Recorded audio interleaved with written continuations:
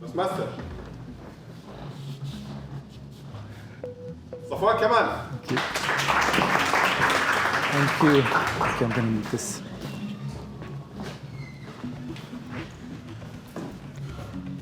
Have you ever received an email congratulating you that you've won a lottery or that you're about to become a millionaire?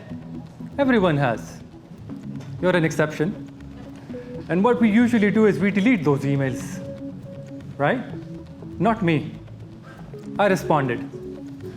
Ladies and gentlemen, in the next few minutes, we're going to go through some email communication between myself and this person who wanted to gift me 100 million riyals.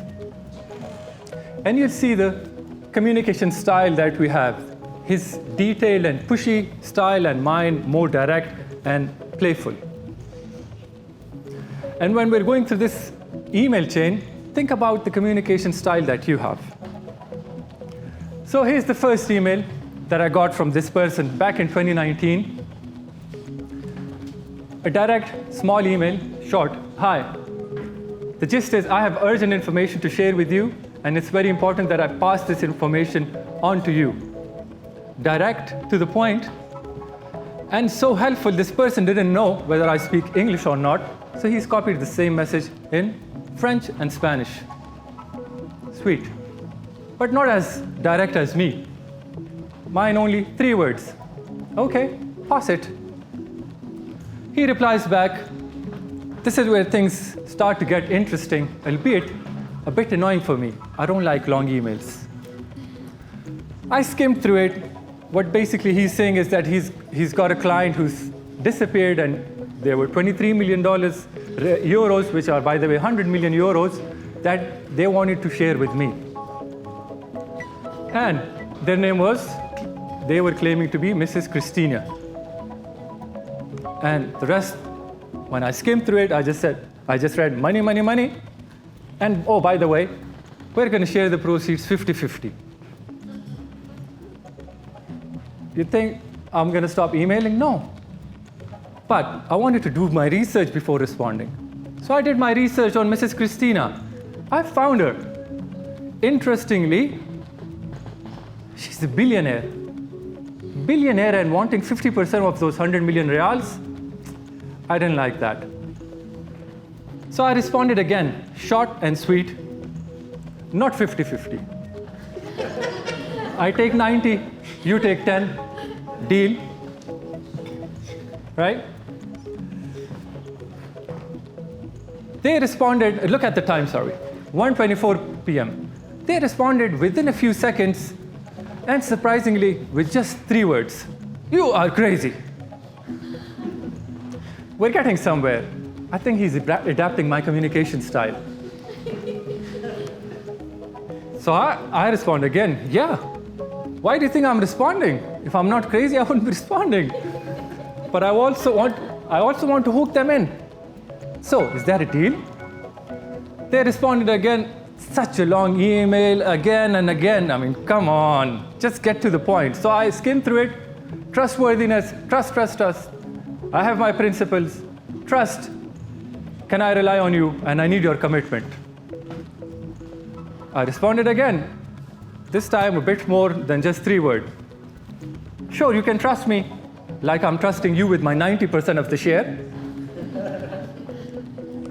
They responded again with a long email. Can't be reading this. I just skimmed through it. Trustworthy person, money, money, money. I need your commitment. And oh, they sent me their family pictures and their IDs. In return, what do they want? They want the same. They want my pictures. And they want my family IDs. So, and please reply the soonest. Ladies and gentlemen, what would you do in this situation? Would you respond to them? Would you send your IDs? And I wanted those 100 million riyals, so I had to. But look at the time, 3:06 p.m. I responded within a few minutes. Hello, thank you for your email. Please find my ID and family pictures attached as requested. Obviously, I can't get rid of that sarcasm. So I said, send those dollars quick. Let me know if you need further information. I'm fully committed, because that's what he wants, commitment, trust, trust, trust. Ladies and gentlemen, we've reached the climax of this communication, and I'm not kidding. This is real. I still have these emails. I actually went through my Hotmail last week to take screenshots of these emails, just for you guys. So the next screen shows what I shared with him or her. These are the pictures that I shared with him.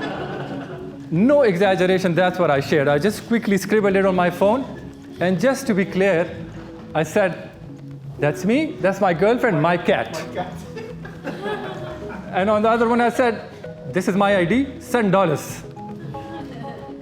And obviously, I had to be a bit more sarcastic than those pictures, so I said, P.S., write short emails. And oh yeah, I look slightly different, my ID picture and my family picture, but you can fully trust me. It's the same guy, and that's me. Ladies and gentlemen, unfortunately, I did not get any response after that. That was the end of the communication between this person and myself. What this exchange shows is that there was total lack of communication. He held on to his rigid, formal, pushy style, and I held on to my short, direct playfulness. And afterwards,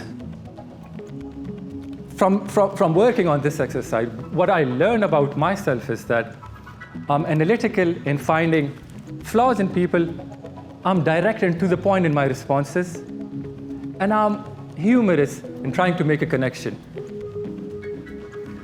I'm direct, but I don't initiate the conversation. On one-on-one, I'm quite comfortable, but in groups, it's a bit of a challenge for me. The lesson of this talk is that when you know your communication style, and when you know the communication style of the people around you, you can make stronger relationships. You can avoid confusion. So know your communication style, know how to connect. Thank you, and back to you.